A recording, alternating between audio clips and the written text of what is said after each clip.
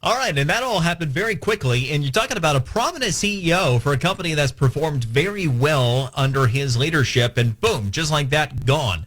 And joining us now to talk about this, maybe the implications throughout corporate America going forward, we have our legal analyst, Austin Pennington, from the Pennington Firm. pfdallas.com is the website. Austin, were you surprised by how quickly the board of directors of McDonald's moved in this case? Hey, Brian. No, I wasn't surprised how quickly they moved. Usually with an issue like this, you try to pull the trigger on it as fast as possible so as to leave questions and grumblings to a minimum there in the workplace. I do have to point out, though, it is interesting that this decision comes less than 2 weeks after McDonald's reported its first quarterly profit miss in 2 years. So timing may not be coincidental, but it is interesting.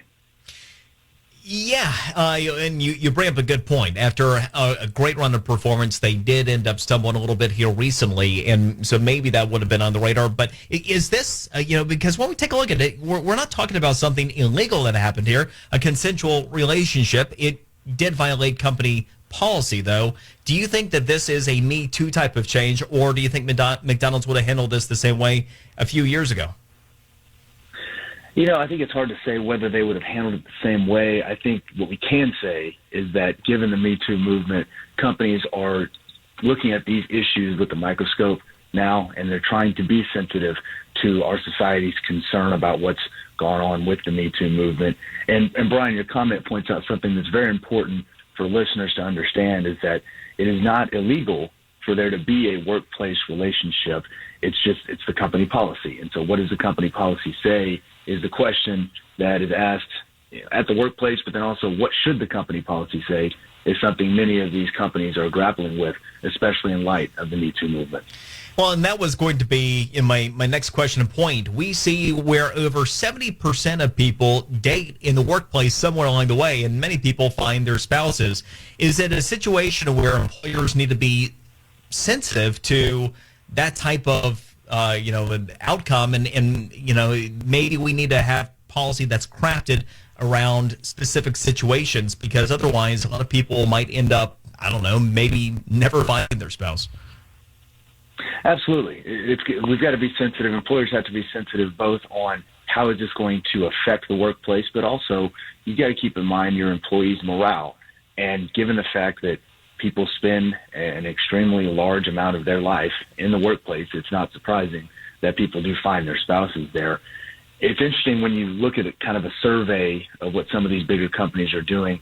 A lot of companies don't have an overall ban on dating in the workplace because they found that it's unworkable, but what they're doing is implementing a lot more training and education so their employees know what's appropriate, what's inappropriate, and how to properly handle some of these situations when they come up.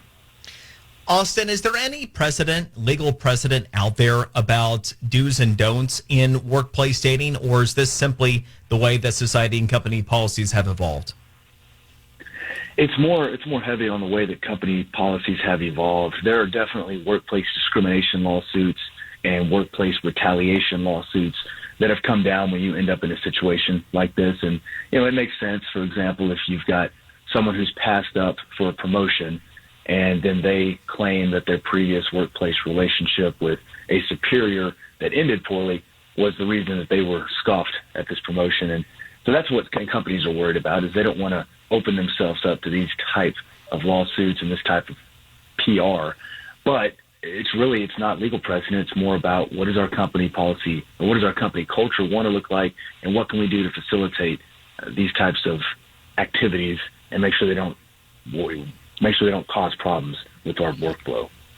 From a legal standpoint, would it be safe to say that it is risky attempting to date subordinates, but perhaps it wouldn't be if it's not somebody who is not subordinate to you? There's less risk when you're not dating someone. When you're dating someone who's more of a peer, as we'll say, or someone that's more on your equal employment level, or maybe someone in a different department within the company. I think the biggest thing that needs to be taken from this story is that it's important that whatever the policy is, a company has one, and it's clearly articulated for its employees to understand what's permitted, what's not permitted, and to provide some resources if an employee ends up in an uncomfortable situation because of a workplace relationship. All right, appreciate it. Good information as always. Thanks, Austin. Appreciate it. Good information as always. Thanks, Austin. Thanks, Brian. Always look forward to talking to you guys. Yeah, likewise. Austin Pennington from at the Dallas Law on Twitter, and the Pennington Firm website is pfdallas.com.